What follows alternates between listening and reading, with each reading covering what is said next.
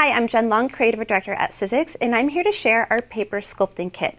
This kit has all the tools you need to apply unique texture to your paper projects. There's a lot of stuff in here, so let's take a look at all the tools that are included.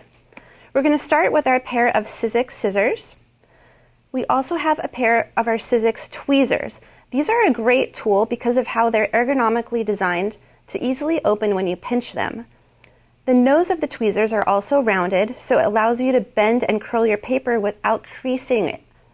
These are Stylus Tools, and there's various ends on here to help you apply unique texture.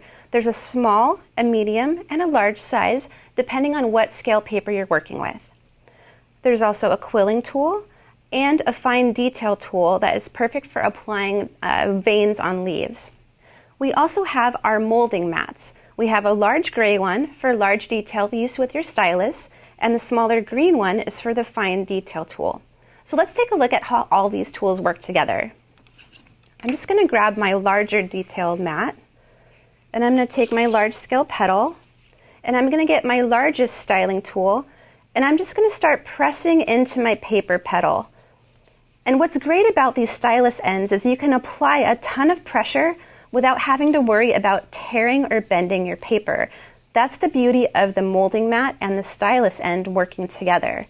So I'm just going to run all the way around my petal. You can go in a lot of different directions or shapes, and you can really kind of push into it and see how that beautiful texture adds so much life to your paper petal. Now let's take a look at the detailed molding pad. I'm going to grab my leaf die cut and place it right on top, and I'm going to grab my detailed ending tool. And I'm going to go ahead and scrape all along the top of my leaf because I want to give it a lot of unique vein shapes. And I can feel that this molding mat underneath my tool is preventing the paper from tearing. Oh, this is such a great way to add more texture to my leaf. I love how that's turning out. Now let's see how they all work together. I'm going to bring my base over, and you can see how we've applied the Stylus tool from the Paper Sculpting Kit on all of the petals. And I'm simply going to start layering my petals on top of each other with some hot glue.